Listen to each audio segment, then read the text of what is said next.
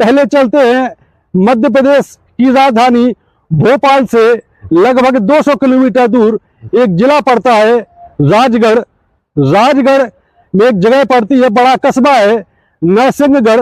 नरसिंहगढ़ में rest house के पीछे एक झोपड़े में एक गरीब परिवार, जिसके घर में खाने पीने कुछ भी नहीं है, झोपड़े में रहता है। उस परिवार में 11 साल की एक मानसिक पीड़ित बच्ची है जो कि मूक बधिर है। उसकी उम्र 11 साल है। साथ में उसकी दादी रहती है और उसके पिता रहते हैं। और उसी झोपड़े के बगल में दूसरा झोपड़ा बना हुआ है जो कि उस बालिका के सगे चाचा का है। ये घटना 2 फरवरी की रात की है। 2 फरवरी 2025 को रात में जब दादी के साथ वो मूक बधिर बालिका सो जाती है, पास में ही बाप भी सोया रहता है। इसी दौरान रात में जब सभी लोग सो जाते हैं तो रात में 11:30-12 बजे के आसपास एक इंसान के रूप में दरिंदे आते हैं और उस 11 साल की मासूम बालिका को उठा करके ले जाते हैं। सरकारी रेस्ट हाउस के पीछे जंगल की ओर ले जाते हैं और उसके साथ वो करते हैं जिसको सुन करके दिल कांप जाता है, रूह कांप जाती है, कलेजा फट जाता है। उस 11 साल की बालिका के साथ दरिंदों ने रेप किया, उसके शरीर को नोचा खसोटा और उसको इतना प्रताड़ित किया कि वो खून से लथपथ हो गई। दरिंदे अपना काम करके वहां से फरार हो जाते हैं। जब सुबह 4 बजे बालिका की दादी देखती है कि उसकी पोती बगल में सोई हुई थी, वो नहीं है, तो वो आसपास ढूंढती है। अपने पुत्र को यानी बालिका के पिता को वो बताती है। सभी लोग, उसके चाचा भी आसपास ढूंढते हैं, उसका कहीं कोई सुराग नहीं लगता है। इसके बाद जब और रेस्ट हाउस के पीछे जो सरकारी रेस्ट हाउस है उसके पीछे जब जंगल में परिवार के लोग तलाशी लेते हैं तो बालक बेहोशी की हालत में खून से लथपथ वहां पर पड़ी मिलती है। तुरंत ही उसको उठा करके नरसिंहगढ़ के अस्पताल में भर्ती किया जाता है। पुलिस को भी सूचित किया जाता है, लेकिन पुलिस ने शुरू में इस मामले को बहुत हल्के से लिया, जैसे कि सामान्य घटना हो।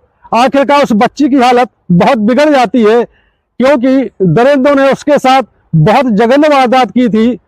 उसके प्राइवेट पार्ट में बहुत बुरी तरह से चोटें लग जाती है। आखिरकार बच्ची को भोपाल रेफर कर दिया जाता है। भोपाल के हमीदिया अस्पताल में उसको भर्ती किया जाता है 3 फरवरी को। 3 फरवरी से उसका हमीदिया अस्पताल में भोपाल के इलाज चलता है, लेकिन बच्ची की हालत बहुत नाजुक थी, बहुत गंभीर थी। डॉक्टरों ने बहुत प्रयास किए। हमीदिया के पास में ही एक कमला नेहरू अस्पताल है, वहां पर उसको शिफ्ट किया गया। उसको 2 बार उसके ऑपरेशन किए गए। इसके बाद उसको 6 दिन तक लगातार वेंटिलेटर पर रखा गया, लेकिन आखिरकार उस बालिका ने 8 तारीख को दम तोड़ दिया। जैसे ही उसकी मौत होती है तो हड़कंप मच जाता है। इस बालिका के परिजन बेहद गरीब हैं। किसी प्रकार प्रशासन ने डेड बॉडी को ले जाने की व्यवस्था नरसिंहगढ़ कर दी। नरसिंहगढ़ में बालिका का अंतिम संस्कार किया गया, लेकिन इससे भी ज्यादा दुखद बात यह है कि इतनी बड़ी घटना हो गई। एक झोपड़ी में रहने वाले परिवार की बालिका जिसकी उम्र 11 साल है, मूक बधिर है, उसके साथ रेप हुआ। दरिंदों ने रेप किया, उसकी मौत हो जाती है 6-7 दिन इलाज चलने के बाद। और एक भी जनप्रतिनिधि उसके घर पे सांत्वना देने नहीं आता है। प्रशासन का कोई अफसर वहां पर नहीं आता है। प्रशासन ने इतनी व्यवस्था जरूर कर ली थी कि कहीं लोग आक्रोशित ना हो जाएं, तो कुछ पुलिस वालों को तैनात कर दिया और वहीं पर एसडीएम ने परिवार को आर्थिक सहायता के रूप में 1 लाख रुपए दे दिए। इस घटना को लेकर के पूरा नरसिंहगढ़ 10 फरवरी को इतना आक्रोशित हो गया कि लोगों ने बाजार बंद कर दिया और आरोपियों की गिरफ्तार करने की मांग की। लोगों ने अपनी दुकानें बंद करके पुलिस और प्रशासन के खिलाफ नारेबाजी की।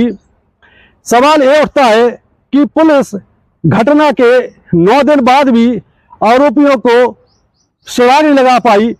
गिरफ्तार करने की बात तो बहुत दूर है। दावे ढेर सारे हो रहे हैं। अब ऐसे माहौल में यदि सरकार पर, प्रशासन पर, पुलिस पर सवाल ना उठे तो क्या हो। आइए इसके बाद चलते हैं होशंगाबाद जिले में। होशंगाबाद जिले में एक जगह पड़ती है, बड़ा कस्बा है जिसका नाम है सिवनी मालवा। सिवनी मालवा में एक 6 साल की बच्ची को, वो भी एक कच्चे घर में रहती है अपने परिवार के साथ, रात में एक दरिंदा उसको उठा करके ले जाता है और सुनसान जगह पर झाड़ियों में उसके साथ रेप करता है। रेप करने के बाद उसको इतना प्रताड़ित करता है कि उसकी मौके पर ही मौत हो जाती है। 6 साल की बच्ची को खून से लथपथ छोड़ करके दरिंदा मौके से फरार हो जाता है। हालांकि एक दिन बाद पुलिस ने आरोपी को गिरफ्तार कर लिया और अपनी पीठ ठोक ली कि हमने देखो आरोपी को 24 घंटे के अंदर गिरफ्तार कर लिया। तीसरी घटना दतिया के पास एक गांव की है, जहां पर 5 साल के एक बच्चे का घर से अपहरण कर लिया गया और उसके बाद उसकी गला दबा करके हत्या कर दी गई।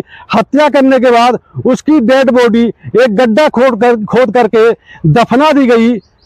फरवरी माह के पहले सप्ताह की ये 3 घटनाएं बताती है कि मध्य प्रदेश में कानून व्यवस्था की क्या स्थिति है।